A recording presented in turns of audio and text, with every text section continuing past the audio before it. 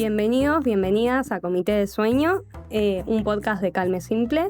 Bienvenida Vero, hoy nuestra invitada Verónica Sartori. ¿Cómo estás? ¿Cómo te despertaste? Hola, ¿cómo estás? Muy bien, por suerte muy bien. Muy bien. Con ganas de venir a charlar con ustedes. Y Vero, hoy vamos a hablar de explorando el sueño. Bien. ¿Querés primero, antes que nada, contarnos un poco de vos, de qué haces? Bien, yo soy médico otorrinolaringóloga. Hoy en día también los otorrinolaringólogos nos dedicamos al sueño, a los trastornos del sueño, más específicamente a los trastornos respiratorios del sueño. Cuando hablamos de respiratorios, hablamos de lo que es ronquidos y apneas de sueño, más específicamente. Pero bueno, obviamente nuestros pacientes no solamente tienen trastornos respiratorios del sueño y tienen otros tipos de trastornos del sueño, así que nos formamos en todos los trastornos del sueño, pero tratamos más estos primeros que te comentaba. ¿Qué significa dormir bien? Dormir bien básicamente significa descansar el cuerpo y descansar la mente. Eso significa dormir bien. Pero para poder dormir bien se tienen que dar algunas condiciones en particular. Por ejemplo, la cantidad de horas de sueño, las condiciones del lugar donde dormimos, por ejemplo. Esas son cosas que son básicas para poder tener un sueño reparador, que le decimos nosotros. ¿Cuáles son los signos de un sueño de calidad? Un sueño de calidad es cuando vos te despertás con sensación de haber descansado justamente. El sueño de calidad te implica que vos puedas durante el día siguiente poder desarrollar todas tus actividades sin ningún tipo de problemas. Cuando vos tenés algún trastorno del sueño, que pueden ser muchos y que después podemos desarrollar algunos si tenés ganas, nos va a pasar que sentimos que estamos más agotados, que nos cuesta mucho más pensar, que nos cuesta desarrollar nuestras actividades intelectuales y a veces no solamente intelectuales, sino físicas también. ¿Querés contarnos alguno ahora?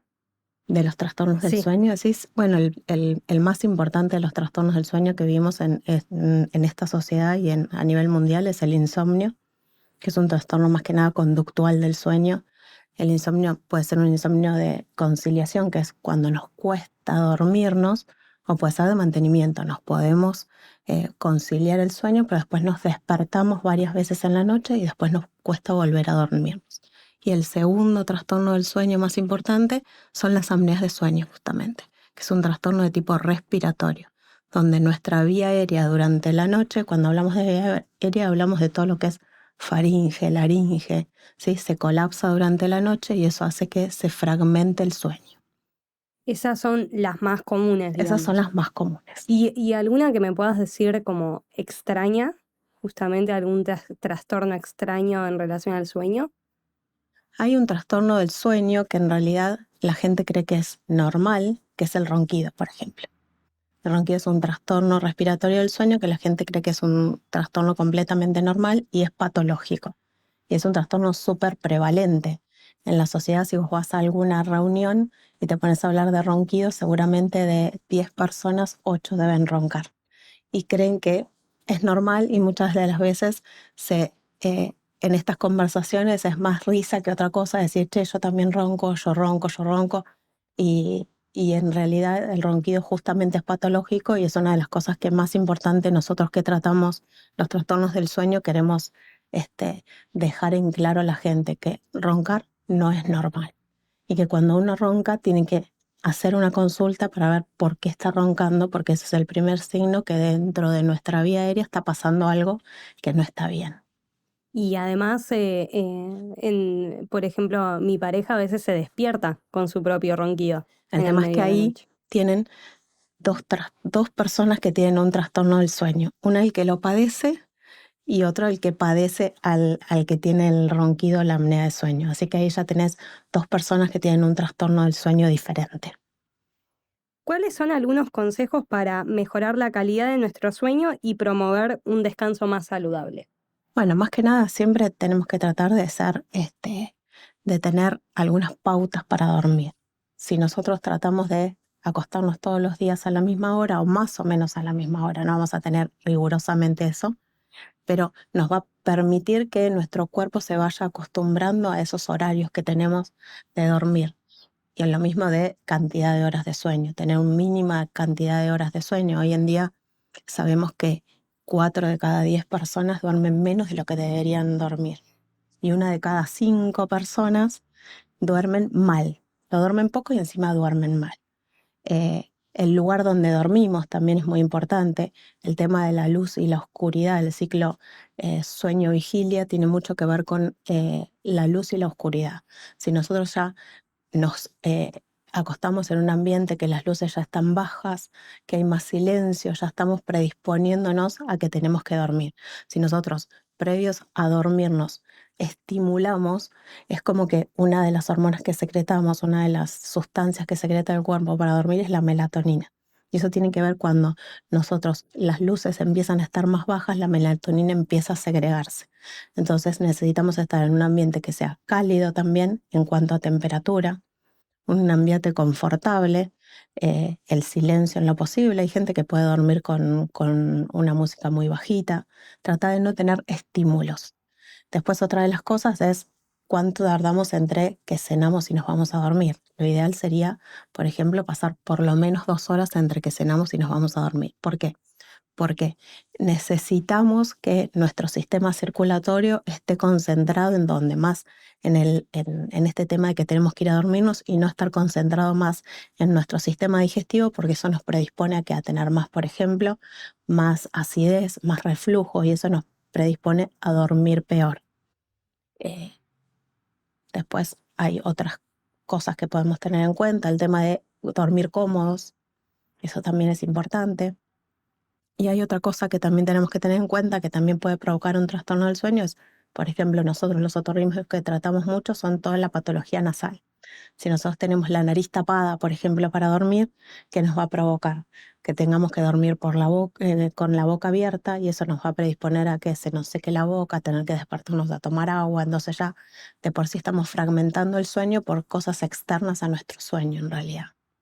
Y por ejemplo, con todo lo que es la cafeína, la mateína, ¿hasta qué hora se recomienda o en realidad no se recomienda tomar café, mate, té? Y en realidad todo depende de los horarios nuestros que tengamos. Cuanto más adelantamos el horario a que tomamos estimulantes, mejor vamos a tener nuestro sueño. Y, y una de las cosas que uno por ahí no tiene en cuenta es el chocolate. Por ejemplo, el chocolate tiene un alto nivel de cafeína. No Entonces sabía. es estimulante y nos puede provocar trastornos del sueño. Y aparte, por ejemplo, cuanto más negro es el chocolate, que es más amargo, tiene más nivel de cafeína y tiene más, es más estimulante todavía. Por eso no se recomienda, por ejemplo, comer chocolate a la noche. Pensé que era por una cuestión del azúcar, por No. ejemplo. ¿Ya? Y la otorrinolaringología ¿puede influir en la calidad del sueño?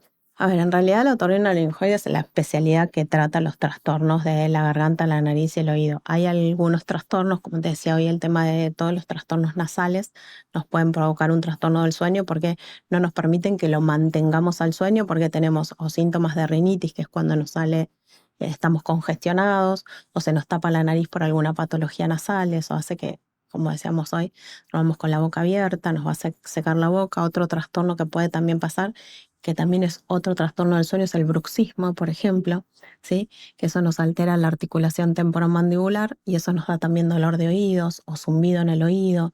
Todas esas patologías nos pueden provocar trastornos del sueño porque no nos permiten dormir en forma confortable. Esa es otra cuestión que me despierta de mi pareja, el bruxismo. El bruxismo. Llego a escucharlo y me despierta porque me da impresión también. Es un ruido como que parece que se van a Sí, romper como los un dientes. chasquido, Sí, como si. sí.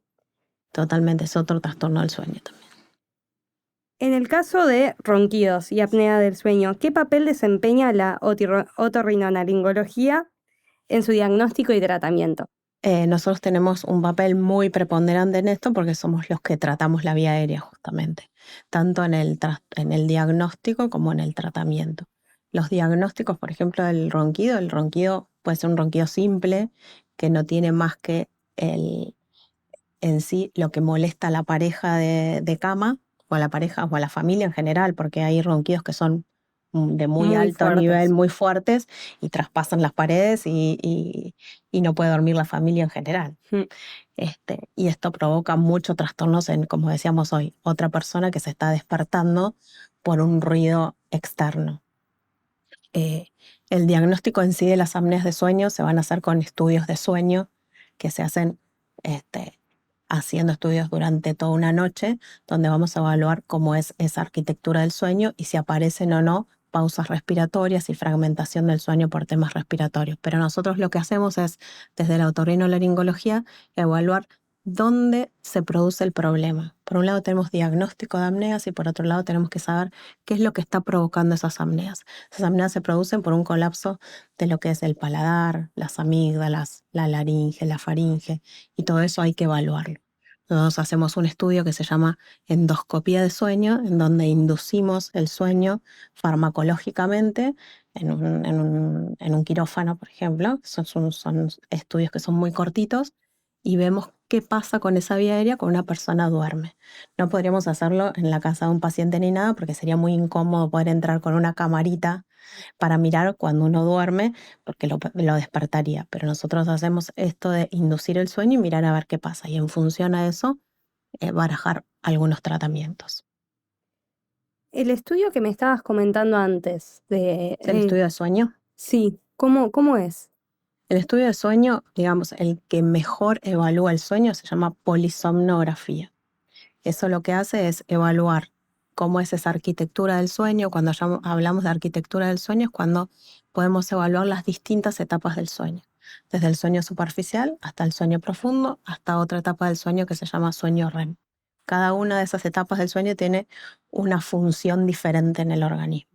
Después eso también lo que evalúa en el estudio ese, vamos a evaluar si el paciente ronca, si el paciente tiene apneas de sueño o no, porque se ponen unas canulitas en la nariz donde se va a evaluar si la ventilación está o cesa la ventilación y van a ver si eh, son apneas o son hipopneas, que para el caso es lo mismo porque te fragmentan igual el sueño.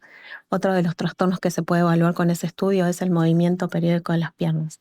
Cuando la gente durante la noche mueve mucho las piernas. Eso es otro trastorno diferente del sueño que lo podemos estudiar justamente con este estudio del sueño. Es como si hiciéramos una radiografía del sueño. Evaluamos todo lo que pasa en un paciente mientras está durmiendo, con su respiración, con su ritmo cardíaco, eh, con esto decía, con la parte neurológica de las etapas del sueño, con los movimientos, con el bruxismo, porque también se puede evaluar el bruxismo en esos estudios. Ese sería el estudio más completo. Y ahí también se evalúan otros trastornos del sueño que tienen que ver con diferentes etapas, las parasomnias, las pesadillas, todo ese tipo de cosas también las podemos evaluar con estos estudios de sueño. Lo que me comentabas recién de las piernas es una cuestión de que te despierta Te o... despierta. El tema de mover las piernas muchas veces fragmenta el sueño y los pacientes lo describen al otro día. Son pacientes que tienen mucha somnolencia diurna. Muchas veces a veces lo refieren como que cuando se van a dormir sienten como un cosquilleo en las piernas, es como que les molesta, están como incómodos con las piernas. Y eso, después que concilian el sueño, esos movimientos que tienen durante la noche les fragmentan el sueño y ese sueño deja de ser reparador. Entonces, al otro día tienes las mismas manifestaciones que el resto de los trastornos del sueño. Por eso es tan importante saber hacia dónde tenemos que apuntar, porque puede haber un paciente que tenga más de un trastorno del sueño. Por ejemplo, el que ronca o tiene apnea del sueño, más el movimiento de las piernas, o encima también más un insomnio. Estoy pensando para, para mi pareja. Tenemos varias cositas ahí por lo que estás diciendo. Sí, sí, sí, necesario. Y en cuanto al ambiente ideal como para poder dormir bien, como, para vos, ¿cuál sería el ambiente ideal? El ambiente ideal es una cama cómoda, obviamente, porque todo lo que te sea incómodo vas a estar todo el tiempo tratando de acomodarte de alguna manera para poder conciliar el sueño. Un lugar a una temperatura ambiente, que no haya ni frío ni calor. Hay gente que se arropa demasiado y eso hace que termine la noche teniéndote que destapar porque molesta, o al revés, duermen con muy poca ropa y después el frío también les fragmenta el sueño.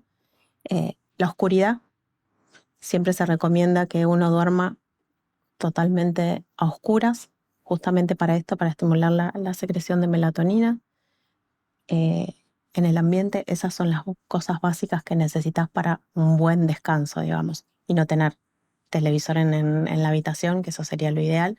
No tendría que tener la habitación justamente para dormir o para tener relaciones sexuales, pero tratar de que no sea un ambiente de recreación el dormitorio, digamos, de que ya uno ya sabe que uno cuando se va a la cama es para ir a dormir y para ir a descansar. Descansar. Bueno, Vero, muchas gracias. Bueno, no, por Muchísimas favor, gracias. gracias a ustedes. Perdón mi Otorrinolaringología. otorrinolaringología. Bueno, es una palabra Es difícil y... complicada, es complicada. Además, yo tengo problemas con la R a veces. Pero bueno, muchísimas gracias, Bueno, en no, por serio. favor. Un gusto. Gracias a ustedes.